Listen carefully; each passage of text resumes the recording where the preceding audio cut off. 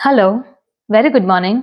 मेरा नाम राखी है और आज हम स्टार्ट करने जा रहे हैं पार्ट 6 ऑफ द चैप्टर अम्ल, क्षारक एवं लवण, एसिड, बेस एंड सॉल्ट। तो लास्ट पार्ट में हमने कास्टिक सोडा और ब्लीचिंग पाउडर ये पढ़ा, जिसमें रॉ मटेरियल के रूप में NaCl सोडियम क्लोराइड का यूज हुआ। साधारण नमक भी रॉ मटेरियल के रूप में काम आ रहा है और बहुत सारे रासायनिक उत्पादों को बनाने में उसका योगदान है।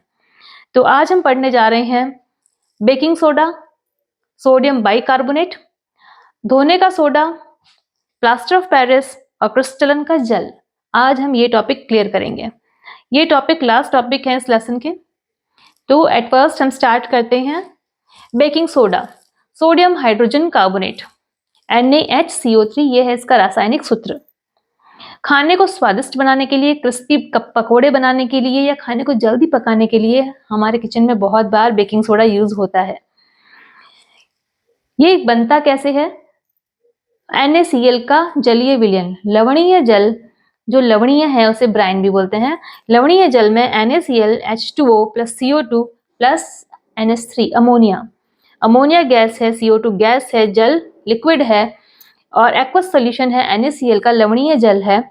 इन सबकी क्रिया द्वारा NaCl plus H2O plus CO2 plus NH3, NH3 is ammonia, इन सबकी क्रिया से बनता है NaHCO3, NaHCO3 sodium hydrogen carbonate या sodium bicarbonate plus NH4Cl ammonium chloride. इस तरीके से निर्माण हो रहा है सोडियम हाइड्रोजन कार्बोनेट का, जो कि है बेकिंग सोडा। इस सोडियम हाइड्रोजन कार्बोनेट का ये क्या चीज है? ये दुर्बल क्षारीय लवण है। दुर्बल, ये क्षारीय प्रवृत्ति का है लवण, पर दुर्बल है, ये हार्मफुल नहीं है। नॉन कोरोसिव, दुर्बल है, बिल्कुल माइल्ड है। ये माइल्ड नॉन कोरोसिव क्षारीय लवण है। ये जब इसको गर्म किया जाता है, सोडियम हाइड्रोजन कार्बोनेट को जब हीट दी जाती है तो ये कन्वर्ट हो जाता है सोडियम कार्बोनेट में, Na2CO3 plus H2O plus CO2 में। ये Na2CO3 जो है ये आगे फर्दर भी बहुत सारी केमिकल रिएक्शंस के रॉ मटेरियल बनती है। तो इसका उपयोग क्या क्या है? जब हम बात करें कि ये जब सोडियम बाइकार्बोनेट हमारे पास आ गया, अब ये और क्या काम आ सकता है हमारे? तो बेकिंग पाउडर बनाने में इसका बहुत बड़ा योगदान है। ये बेकिंग सोडा है, बेकिंग सोडा अलग चीज होती है, बेकिंग पाउडर अलग चीज होती है। जब बेकिंग सोडा को माइल्ड अम्ल के साथ में क्रिया करवाई जाती है जो कि H प्लस आयन मुक्त करता है, तब निर्माण होता है बेकिंग पाउडर का। और बेकिंग पाउडर का जब निर्माण होता है तो उसमें सबसे इंपॉर्टेंट चीज होती है CO2 गैस निकलती है। आपने देखा होगा कि बेकिंग पाउडर जो है, केक जो बेकरी जो होती है उसमें बेकिंग पाउडर यूज होता है। बेकरीज में जैसे केक, पेस्ट्रीज बनती हैं, ब्रेड बनती हैं, तो उसमें स्पंजीनेस होता है क्योंकि उसमें बबल्स के रूप में कार्बन डाइऑक्साइड निकलती है। तो ये बबलनेस क्यों होती है? क्योंकि उसमें से कार्बन डाइऑक्साइड निकल रही है, तो इसमें स्पंजीनेस और फुलाव आ जाता है। पढ़े इसको। जब सोडियम बाइकार्बोनेट की क्रिया मंद अम्ल, मंद बिल्कुल ईडेबल जो होती हैं, वो मंद खाद अम्ल जो से क्रिया करवाई जाती है तो वो कन्वर्ट होते हैं CO2, H2O और अम्ल का सोडियम लवण। जैसे अगर हमने यहाँ पे एसिटिक एसिड लिया है तो सोडियम एसिटेट बन जाएगा, अम्ल का सोडियम लवण। अगर हमने टार्ट्रिक एसिड लिया है तो सोडियम टार्ट्रेट बन जाएगा। अगर हमने सिट्रिक एसिड लिया है तो सोडियम सिट्रेट बन जाएगा। तो इस तरीके से अम्ल का सोडियम लवण बन जाएगा। तो NaHCO3 सोडियम बाइकार्बोनेट की क्रिया हाइड्रोजन प्लस आयन से होती है, कार्बन डाइऑक्साइड निकलती है और जल बनता है और अम्ल का सोडियम लवण बनता है। इस कार्बन डाइऑक्साइड के निकलने की वजह से बेकरीज में जो केक बनते हैं, पेस्ट्रीज बनती हैं, ब्रेड बनती हैं, उन सब में फुलाव आता है। आगे बात करें हम कि और क्या काम आता है। ये क्षारीय होने के कारण पेट में अम्लीयता की अधिकता को उदासीन कर एंटासिड का काम भी करता है। पेट में अगर HCl नहीं बनेगा तो खाना पचेगा नहीं, अगर अधिक मात्रा में HCl बन जाएगा तो अपच हो जाएगा। उससे बचने के लिए एंटासिड के रूप में सोडियम बाइकार्बोनेट काम आता है। जैसे सोडियम बाइकार्बोनेट क्रिया कर रहा है पेट में उपस्थित अति मात्रा में HCl से, तो NaCl जल, H2O और कार्बन डाइऑक्साइड का निर्माण कर रहा है। तो जैसे इनो वगैरह हम कुछ लेते हैं ऐसे पदार्थ, तो हम सोडियम बाइकार्बोनेट से हम हमारे पेट को भी पेट दर्द को भी शांत कर सकते हैं, अति अम्लता को भी शांत किया जा सकता है। तीसरा पॉइंट आता है सोडा अम्ल अग्निशामक में भी इसका प्रयोग होता है। अग्निशामक में मोस्टली जो कार्बन डाइऑक्साइड गैस निकलती है तो वो काम करती है कि किसी भी तरह की जो अग्नि है उसको शांत किया जा सके। तो इसमें कार्बन डाइऑक्साइड निकल रही है, हर जगह कार्बन डाइऑक्साइड निकल रही है, तो कार्बन डाइऑक्साइड जो है ये सोडा अम्ल अग्निशामक का निर्माण में भी इसका उपयोग है। और इसका उपयोग है दूध को प्रिजर्वेटिव करने में भी। बहुत बड़े बड़े जो उद्योग होते हैं दूध के, बहुत बड़े बड़े फार्म्स होते हैं, तो वो लोग बड़े बड़े कंटेनर में दूध को एक स्थान से दूसरे स्थान पर लेके जाते हैं, पर दूध कुछ घंटों बाद में उसमें खट्टापन आना शुरू हो जाता है क्योंकि उसमें अम्ल का निर्माण होने लगता है। उस अम्ल के निर्माण को रोकने के लिए जो बेकिंग सोडा है वो दूध में थोड़ी सी मात्रा में मिला दिया जाता है, क्योंकि अगर 5-5 घंटे तक एक स्थान से दूसरे स्थान पर आप गाड़ियों पे जब लेके जाते हैं दूध को तो उसमें खट्टापन आना नॉर्मल सी बात है। उससे बचने के लिए जो डेयरी फार्म्स होते हैं बड़े बड़े, वो उसमें थोड़ा सा सोडियम बाइकार्बोनेट मिला देते हैं। सोडियम बाइकार्बोनेट क्या करता है, जैसे ही उस दूध में थोड़ा सा भी अम्ल बनना स्टार्ट होता है, वो उस अम्ल से क्रिया करके क्या बनाएगा, नमक, लवण बना देगा और जल बना देगा। क्योंकि अम्ल और क्षार क्रिया करके लवण और जल का निर्माण करते हैं, तो सोडियम बाइकार्बोनेट जो उसका क्षारीय नेचर है, जो क्षारीय प्रवृत्ति के कारण दूध में बनने वाले एसिड को उससे क्रिया करके वो लवण और जल में कन्वर्ट कर देता है और दूध फटने से बच जाता है। ठीक है, नेक्स्ट टॉपिक हम पढ़ेंगे धोने का सोडा, सोडियम कार्बोनेट Na2CO3.10H2O। ये क्रिस्टल ऑफ वाटर है। ये 10 जो जल के अणु हैं इस सोडियम कार्बोनेट के साथ में जुड़कर धोने के सोडे का निर्माण करते हैं। कैसे बनता है ये? बेकिंग सोडा जो है NaHCO3, उसको जब गर्म किया जाता है तो सोडियम कार्बोनेट बनता है। सोडियम कार्बोनेट केवल Na2CO3 जब उसका क्रिस्टलीकरण होता है, वाटर क्रिस्टलाइजेशन होता है, तो धोने का सोडा बनता है, जो कि क्षारीय प्रवृत्ति का होता है, जो कि लाल लिटमस को नीला कर देता है।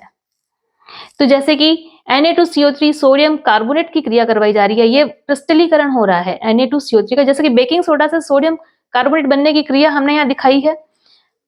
बेकिंग सोडा से सोडियम कार्बोनेट तो यही बन रहा है। बेकिंग सोडे को गर्म किया, बेकिंग सोडे को गर्म करने से सोडियम कार्बोनेट का निर्माण हुआ, जल का निर्माण हुआ, कार्बन डाइऑक्साइड का निर्माण हुआ। ये सोडियम कार्बोनेट है, ये रॉ मटेरियल के रूप में यूज हो रहा है धोने का सोडा बनाने में। धोने के सोडे बनाने में जब इसको गर्म करके सोडियम कार्बोनेट का निर्माण किया, इसका क्रिस्टलीकरण करना अति आवश्यक है।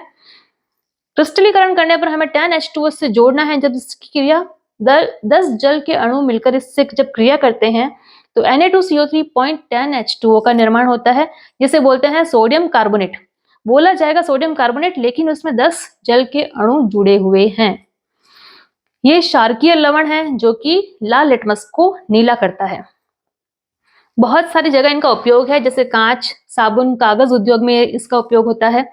बोरेक्स जैसे सोडियम यौगिकों के उत्पाद में इसका उपयोग होता है। बोरेक्स जो होता है उसमें सोडियम के 2 परमाणु, बोरोन के 4 परमाणु, ऑक्सीजन के 7 परमाणु के साथ में 10 अणु जल के जुड़े होते हैं। इसका बोरेक्स का फॉर्मूला मैंने लिखा है Na2B4O7.10H2O।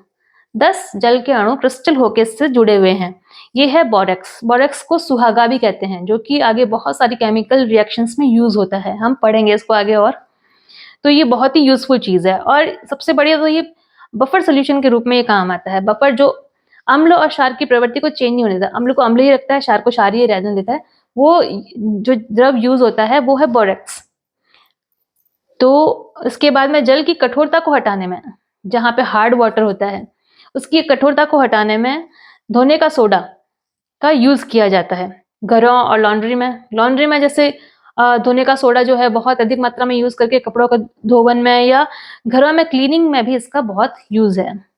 तो इस तरह से हमने बात की है सोडियम कार्बोनेट की। इसका फॉर्मूला जो है Na2CO3.10H2O है। इसके बाद हम बात करेंगे plaster of Paris. Plaster of Paris है CaSO4.12H2O। देखें आप इसको, CaSO4.12H2O। हाफ H2O का मतलब इसमें जो क्रिस्टल होकर जो वाटर जुड़ रहा है वो आधे अणु का मतलब, इसका बोला क्या जाता है कैल्शियम सल्फेट हेमीहाइड्रेट। इसको कैल्शियम सल्फेट हेमीहाइड्रेट बोला जाता है, प्लास्टर ऑफ पेरिस को। इसमें एक्चुअल में होता ऐसा है कि कैल्शियम सल्फेट CaSO4 के दो अणुओं के बीच में एक जल का अणु होता है। तो जब हमें एक फॉर्मूला लिखना होता है तो CaSO4 0.12H2O लिखा जाता है, जबकि होता यह है कि CaSO4 के दो अणुओं के बीच में एक जल का अणु है। अच्छा, ये बनता कैसे है? जिप्सम जो होता है एक हार्ड सॉलिड सा होता है जिप्सम। जिप्सम CaSO4 0.2H2O है।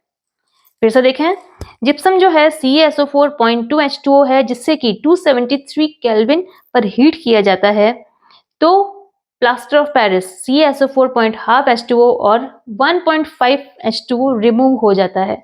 CaSO4 देखिए फॉर्मूला में बहुत ज्यादा सिमिलैरिटीज हैं।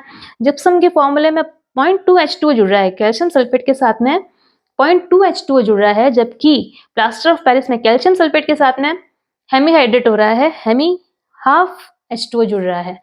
तो फॉर्मूले में बहुत सिमिलरिटीज है, याद करने में कोई दिक्कत नहीं आएगी। जिप्सम एक सॉलिड है और प्लास्टर ऑफ पेरिस एक व्हाइट पाउडरी सब्सटेंस है। हमने देखा होगा, हमारे घर में बहुत बार काम आता है, जब कंस्ट्रक्शन एरियाज होते हैं वहां पे भी हम देखते हैं प्लास्टर ऑफ पेरिस को। ये खिलौने बनाने में, सजावट के सामान में, सतह को चिकना करने के लिए, किसी भी खुरदरी सतह को चिकना करने के लिए ये काम में आता है। डॉक्टर द्वारा क्या होता है, जब हड्डियां टूट जाती है तो उसका प्लास्टर करके उसको स्थिर करके फिक्स जगह पे जोड़ने के लिए प्लास्टर ऑफ पेरिस काम आता है। तो ये बात हुई प्लास्टर ऑफ पेरिस की। तो याद रखेंगे कि जिप्सम का फॉर्मूला है कैल्शियम सल्फेट 0.2H2O और प्लास्टर ऑफ पेरिस है कैल्शियम सल्फेट 0.5H2O। अच्छा, बात तो अगर करी जाए कि हमने अगर जिप्सम से प्लास्टर ऑफ पेरिस बना लिया तो क्या हम प्लास्टर ऑफ पेरिस से वापस जिप्सम बना सकते हैं? बिल्कुल बना सकते हैं। जब हम क्रिया करवाते हैं इस white powdery substance plaster of Paris की जल से क्रिया करवाते हैं तो ये पुनः जिप्सम में कन्वर्ट हो जाता है। जिप्सम को गर्म करने पर प्लास्टर ऑफ पेरिस एक टेम्परेचर है 273 केल्विन पर गर्म करने पर plaster of Paris, and then plaster of Paris को अगर हम पानी से क्रिया करवाते हैं तो ये वापस से जिप्सम सॉलिड हार्ड सब्सटेंस में कन्वर्ट हो जाता है। इसके बाद हम बात करेंगे क्रिस्टल का जल, वाटर ऑफ क्रिस्टलाइजेशन। ये क्या होता है? वाटर ऑफ क्रिस्टलाइजेशन, जैसे कि हम देख रहे हैं कि जितने भी लवण बन रहे हैं सबके साथ कुछ ना कुछ जल के अणु जुड़े जा रहे हैं, तो ये जल के अणुओं का जुड़ना ही कहलाता है क्रिस्टलन का जल। देखें इसको परिभाषित कैसे कर रहे हैं, लवण के एक सूत्र इकाई में, लवण के, ये देखिए प्लास्टर ऑफ पेरिस का ये लवण है, इसका एक सूत्र इकाई में, या जिप्सम के देखें तो एक सूत्र इकाई में, या फिर हम देखें सोडियम कार्बोनेट की एक सूत्र इकाई में, लवण के एक सूत्र इकाई में जल के निश्चित अणुओं की संख्या, जितने जल के अणु जुड़ रहे हैं उसकी संख्या को क्रिस्टल का जल कहते हैं। जैसे कैल्शियम सल्फेट 0.5H2O जो है ये नीले रंग का है, ठीक है, कैल्शियम सल्फेट 0.5H2O नीले रंग का है, इसमें जल के अणु कितने जुड़ रहे हैं? 5 जुड़ रहे हैं, तो इसका वाटर ऑफ क्रिस्टलाइजेशन है 5। ये नीले रंग का है। जब इसको गर्म किया जाता है तो ये नॉर्मल कॉपर सल्फेट में कन्वर्ट हो जाता है और ये श्वेत रंग का होता है। जब इसको कॉपर सल्फेट को गर्म किया जिसमें 5H2O जुड़े हैं, ये नीले रंग का है, इसको गर्म करने पर कॉपर सल्फेट जो बना उसमें जल रिमूव हो गया है, 5H2O रिमूव हो गया क्योंकि गर्म करने से इवेपोरेट हो गया और ये बन गया कॉपर सल्फेट CuSO4। ये श्वेत रंग का है, पहले नीला था फिर श्वेत हो गया। अगर उसमें हमने वापस से जल मिलाया, जल मिलाने से ये वापस नीले रंग का हो जाता है। तो ये है वाटर ऑफ क्रिस्टलाइजेशन। इसमें कॉपर सल्फेट 0.5H2O है तो इसकी क्रिस्टलाइन क्षमता है 5H2O। इसी तरीके से कैल्शियम सल्फेट 0.2H2O जो कि जिप्सम है, ये हमने बात की कैल्शियम सल्फेट 0.2H2O जिप्सम में 2H2O है तो इसका जो वाटर ऑफ क्रिस्टलाइजेशन 2H2O है। इसी तरीके से हम बात करें कैल्शियम सल्फेट 0.5H2O जो कि प्लास्टर ऑफ पेरिस है, उसमें 1.5 या 1/2H2O है मॉलिक्यूल, तो उसका water of crystallization half H2O है। तो बहुत ही इजी टॉपिक है ये। तो बच्चों आप प्लीज जैसे जैसे इसको समझें अपने हैंड डाउन नोट डाउन करते रहें, अपने नोट्स बनाएं, स्क्रीनशॉट लें बोर्ड का और अच्छे से पढ़ाई करें। कोई भी कंफ्यूजन हो तो प्लीज कमेंट बॉक्स में आप नोट लिखें और मुझसे पूछें कि कोई भी क्वेश्चन हो, कोई भी क्वेरी हो तो मैं जवाब दूंगी आपको। Thank you.